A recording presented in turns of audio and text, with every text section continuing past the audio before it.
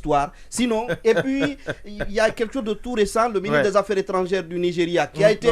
Il n'a pas dit que c'est la première fois. Non. Non, il a regretté du fait que ça s'est tenu là-bas. Oui, mais on veut simplement lui dire que c'est parce qu'il est difficile d'avoir la disponibilité. Non, il n'y a pas que ça, non. Mais à l'écouter, on a senti que ça le choquait. Oui, ça le choque, mais il n'a pas dit que c'est la première fois. Oui, non, permettez, si vous permettez, ça le choque parce qu'il ne sait pas que ça a l'habitude de se tenir. Non, c'est ça. Non, c'est ça. Non,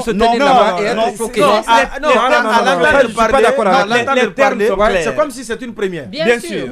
C'est comme ça. Bien sûr. Non. Il est choqué. S'il savait que c'est la 100e fois que ça s'est passé là-bas. Mais selon lui, ça ne doit pas être le sort de l'Afrique. Ça ne doit pas être décidé. Ça le choque parce que à son avis. Est-ce que vous pouvez permettre parce que il va finir là. Le sommet il y a eu ce mini-sommet aussi de l'Union européenne qui s'est tenu à New York là-bas. Oui, non, je dis la disponibilité. Tout le monde est là. Donc, il est organisé.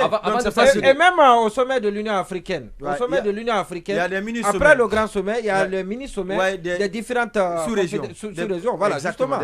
Ça, on l'a vu souvent à l'Union africaine. En fait, non, je relève ça parce que au-delà de Ambalo, auquel son message était destiné, ça touche à toute la CEDEAO. Parce qu'on ne peut pas imaginer que Ambalo seul décide de faire tenir un tel sommet à New York. C'est l'ensemble des dirigeants qui s'accordent pour que le sommet soit tenu à New York. Mais visiblement, lui ne savait pas que ça se tenait par le passé de cette façon-là. C'est pourquoi ça devient quelque chose de scandaleux à ses yeux. D'accord, oui. Alors, c'est vous qui aviez la parole sur justement...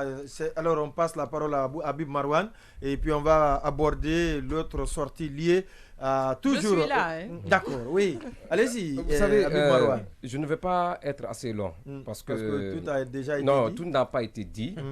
Mais malheureusement, l'essentiel ou presque n'a pas été dit. Vous savez, nous ne sommes plus à l'époque où on était dans un monde bipolaire. Même à l'époque où on parlait du bloc soviétique et du bloc occidental, de tels propos, je vais parler des propos de Amara, de Gomu, n'ont jamais été tenus de par le passé, au moment où on parlait de ce bicéphalisme au niveau mondial. Je vais bien fixer la caméra. Tenu de par la Guinée Non, par aucun État sérieux. De tels propos. Parce que même l'Italie a utilisé contre Poutine. Non, attention.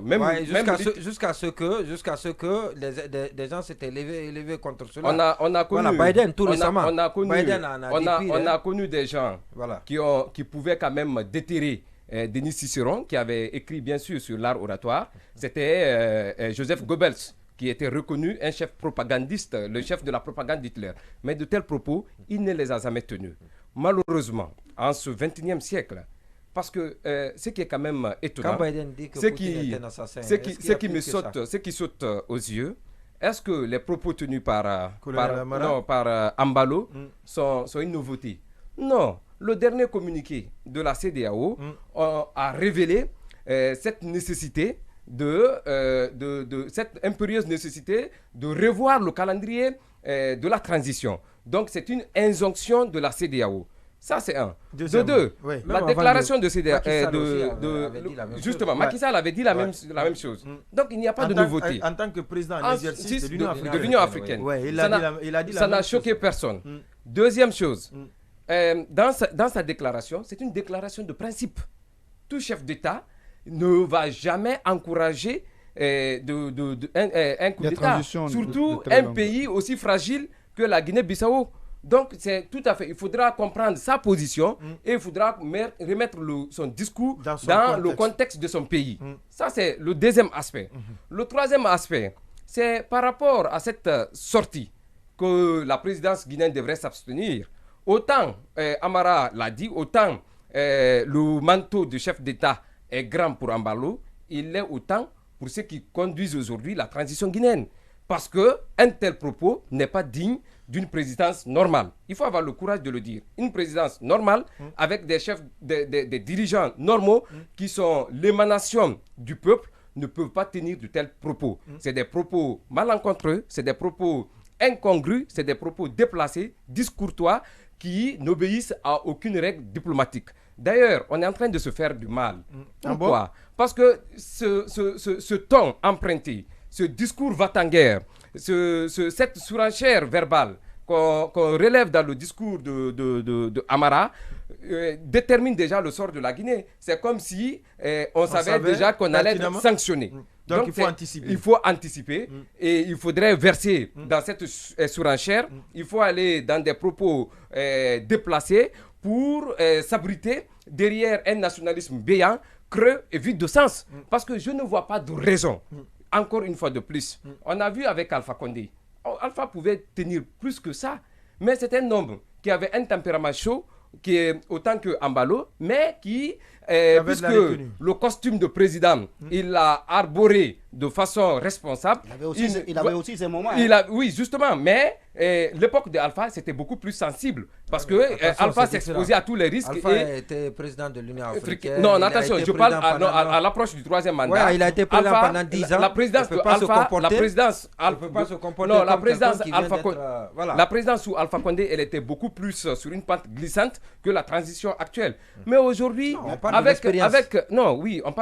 Je suis tout à fait d'accord. 10 ans d'expérience. 10 ans d'expérience. Alpha Condé ne pouvait pas, un Kiridi Bangoura ne pouvait pas se comporter comme l'a fait Amara Kamara. On va suivre. Donc, il faut déplorer cela et il faut regretter parce que le sort de la Guinée, malheureusement, on sait tout ce qui nous attend. Donc, ce sont les sanctions. Et d'ailleurs, Ambalo l'a fait pour avoir des partisans, pour avoir certainement la sympathie. Cette sortie va accélérer cela? Non, au fait, le sort de la Guinée est déjà tracé. Hein. Ce qu'il faut craindre, est-ce qu'on aura affaire avec le pire ou avec le moindre pire? Mais ce qui est sûr, on sera le sort de la Guinée. Il aurait dû demander conseil auprès de Asmi pendant les mois de sanctions. Sur la sortie d'abord de colonel Amara Kamara. Alors, moi, la question que je me pose, est-ce que cette junte-là n'est pas en panique? Parce que je ne peux pas comprendre en fait qu'il y ait une sortie comme ça du colonel Amara ce matin et du Premier ministre juste après. En tout cas, c'est électrique. Hein? C'est quand même électrique. Et moi, j'ai écouté quand même Ambalo. Je ne dis pas qu'il devait forcément faire ces révélations qui ne sont pas non plus aussi choquantes que ça. Il l'a déjà dit de par le passé. Et quand les journalistes lui ont demandé par rapport au fait que nos autorités avaient démenti 2 années, ces 24 mois, pardon, il n'a pas répondu, il a clairement dit on allait en décider aujourd'hui au cours du sommet. Donc moi, quelque part, je me dis cette sortie-là est dénouée de galanterie complète, elle manquait de classe, elle n'était pas opportune du tout. Et ça me rappelle quand le Premier ministre disait la dernière fois que de ne pas avoir des débats comme au café.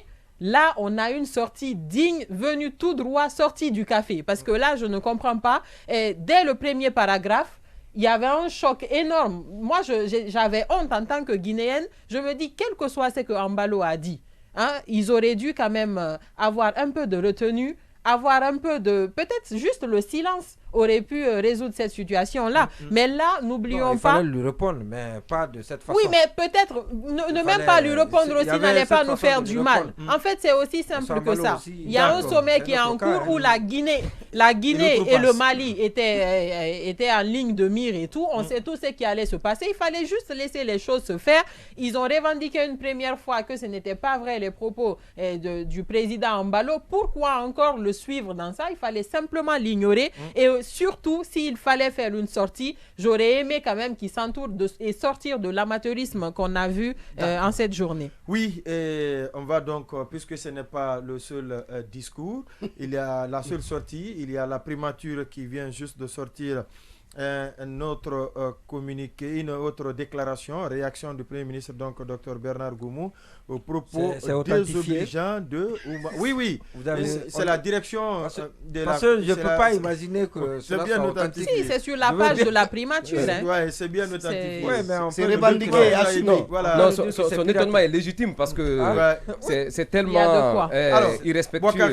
Vous l'avez parcouru le discours? Oui, je l'ai parcouru. Qu'est-ce que vous avez pris dedans qui peut être bon, moins ou mauvais? Alors, d'abord, personnellement, on a dit du discours du colonel Amara ce qu'on a dit, mais quand on a dépassé ce discours-là, on ne s'attendait vraiment pas à ce que le Premier ministre vienne en rajouter une couche. Oui, mais ils veulent montrer à Ambalo qu'on ne touche pas... Au colonel, cette fois, c'est pas Ambalo. démontrer toute leur affection, l'élan de solidarité, toute leur soumission, dévotion à l'homme, et parce qu'ils savent, ils le lisent, ils savent que c'est un nationalisme affiché, et ils aiment ça. Et donc, il faut agir de cette façon. On a vu ça par le passé. On a vu ça par le passé des belliqueux qui ne sont pas de nature belliciste, mais qui le faisaient pour des besoins de la circonstance. Donc, ça, c'est pour ça. Ce n'est pas contre Embalo. Hein.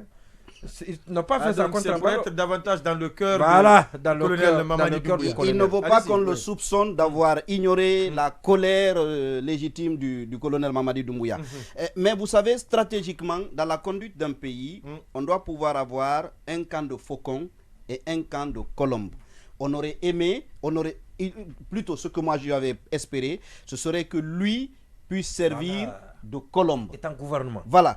Et d'autant que on vient de créer un cadre de dialogue dont il est chargé, qu'il est chargé de conduire. Alors, si c'est lui qui fait cette sortie-là, on se dit... Ouais, mais il ne s'adresse pas quand même aux Guinéens. Ça n'a rien à voir avec le cadre de dialogue. Est-ce qu'il ne s'adresse pas? Non, dis-moi, à quel endroit on a parlé de cadre de dialogue? Il dit parler pour les Guinéens.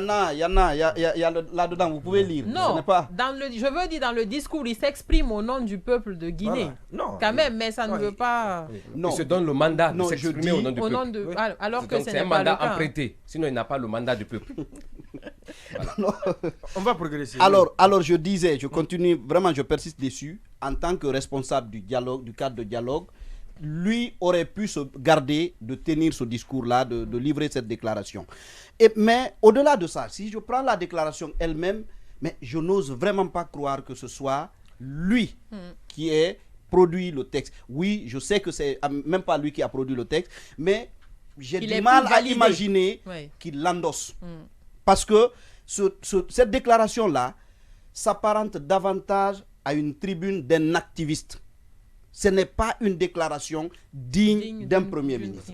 Il y a des termes là-dedans qui ne doivent pas se retrouver dans le discours d'un Premier ministre. C'est le travail des nègres, ce qu'on appelle le travail de nègre. Non, mais même ça, quand les gens, encore une fois... Même les activistes imprudents ne peuvent pas verser dans ce genre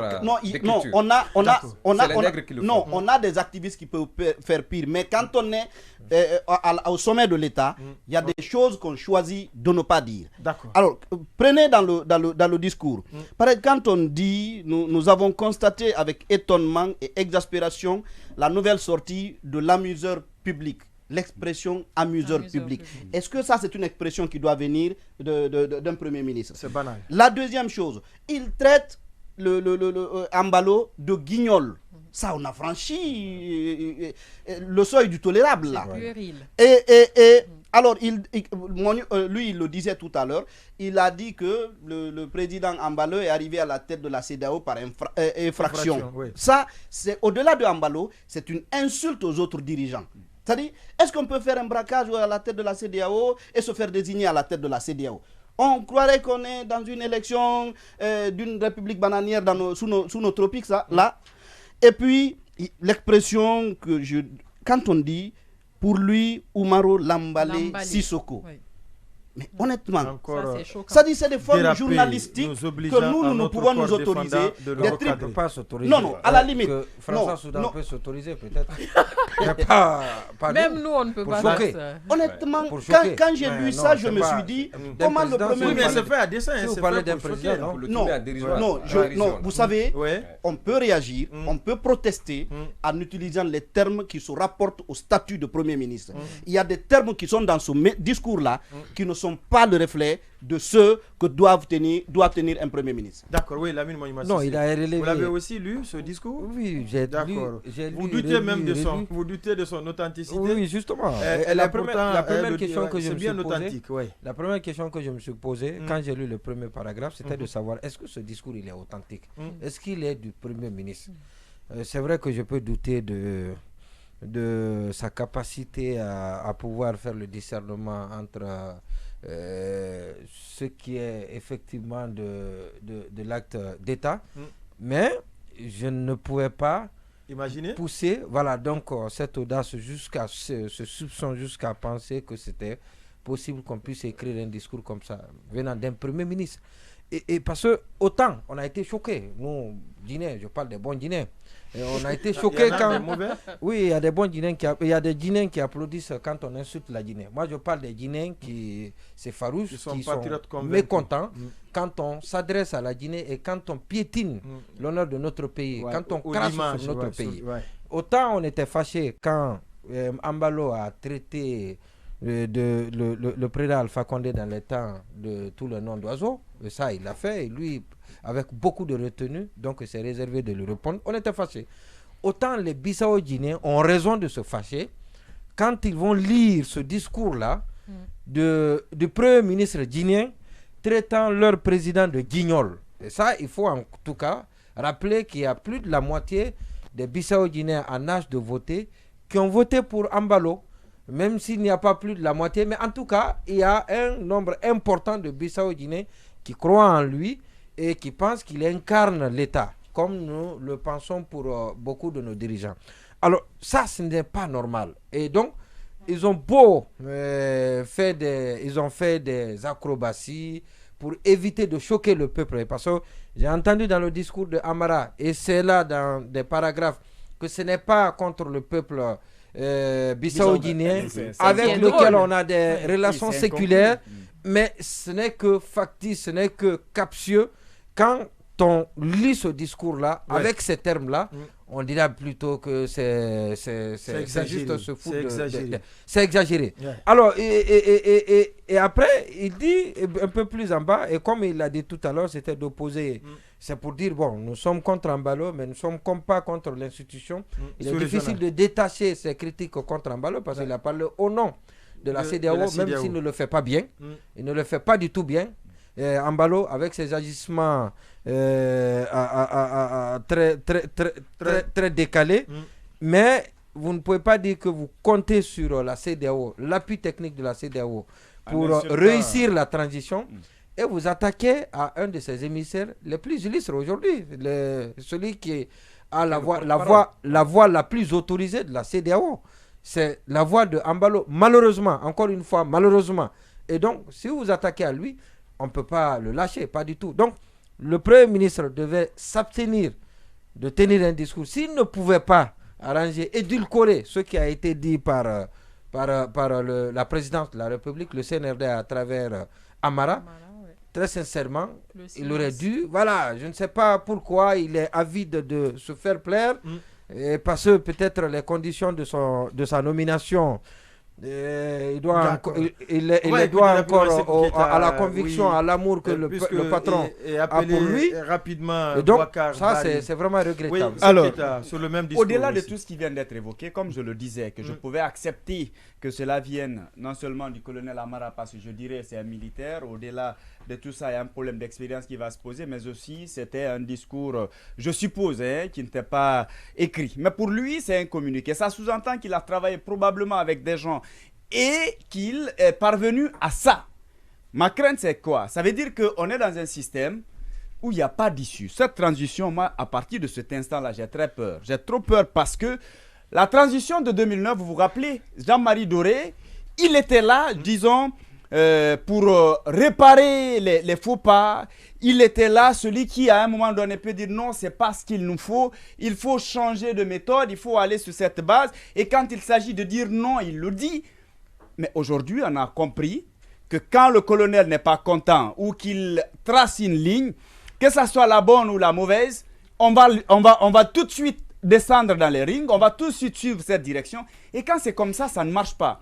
Pendant une transition, il est important qu'il y ait des hommes, surtout un Premier ministre qui est civil, qui soit capable de dire à un moment donné, attention, c'est vrai que vous êtes militaire, avec vous on peut comprendre, mais faisons les choses de cette façon. Ou quand les militaires mettent le pied dans le plat, qu'il ait quand même un civil, surtout qui est Premier ministre, qui soit capable de trouver des astuces lui permettant de réparer ces manquements en mettant en branle justement ses capacités, ses expériences et cette volonté justement d'humaniser les choses. Mais si on est dans un système où lorsque le ton est donné de l'autre côté, on suit sans même chercher à revoir un peu les positions, à calculer les conséquences, ça c'est vraiment, cette sortie, à mon avis, c'est une sortie qui n'avait vraiment pas lieu d'être. Et si c'est arrivé, ma foi, je me pose la question finalement, qui pourrait éteindre le feu lorsqu'il y en a. D'accord. C'est un échange entre militaires. Et vous savez que les militaires, c'est la brutalité, ils ne sont pas diplomatiques. Oui, d'accord. C'est M. Kourouma de la régie de Dioma Media. Oui, Habib Marouane. Oui, vous savez, Karl Marx, je parle de Karl Marx, il y a le prince de Machiavel. Voilà, Machiavel nous enseigne qu'entre un compétent loyal et un compétent, entre un loyal compétent et un loyal médiocre, tout chef préfère le second. Donc le loyal médiocre. Donc je ne dirais pas que le Premier ministre l'est, mais malheureusement le ton a été donné par le haut et puis le suivi a été fait par le bas. Donc il a emboîté les pas de la présidence. Mais vous savez, le contexte n'est pas favorable pour notre pays. Lorsqu'il y aura des sanctions, c'est les premiers à en pâtir, c'est le peuple de Guinée. Et aujourd'hui, tout est fait pour aller vers ces sanctions. Mais le Premier ministre, qui, à mon avis, avait fait preuve de bonne foi en annonçant un cadre de dialogue, en voulant peut-être marquer son territoire et créer une différence entre lui et son prédécesseur.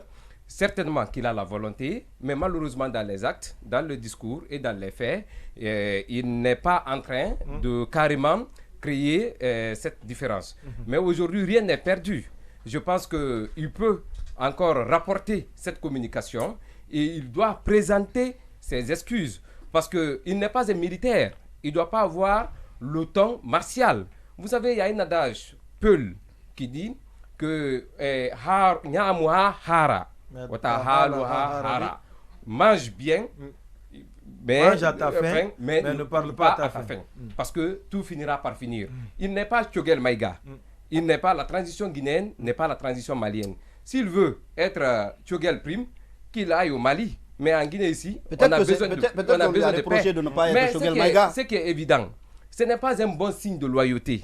En voulant exprimer de cette façon sa loyauté vis-à-vis de Mamadi Doumbouya, il n'est pas en train de rendre service à Mamadi Doumbouya parce qu'il est en train d'enfoncer la transition, il est en train d'enfoncer son patron.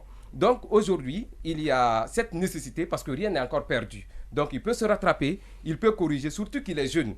Et même s'il a atteint le summum de sa carrière, mais après ici, s'il ne cherche pas à évoluer dans le cadre purement personnel dans l'entrepreneuriat, il peut espérer qu'un jour qu'il puisse se retrouver à une dimension sous-régionale. Pourquoi pas après cette transition qu'on l'appelle? Il n'est pas Amara, c'est Amara qui peut tenir de tels discours. Mais lui, c'est quand même Gomou, c'est un citoyen de la République, c'est un homme qui doit être pondéré, modéré dans ses prises de décision. La transition a une fin.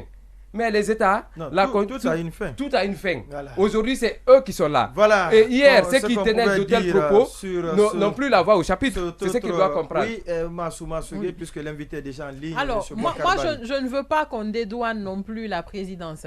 C'est vrai que ce sont des militaires, mais ils sont quand même en train de diriger un pays de civils. Après une année, il faut qu'ils apprennent aussi à se canaliser. On n'est pas dans un camp militaire.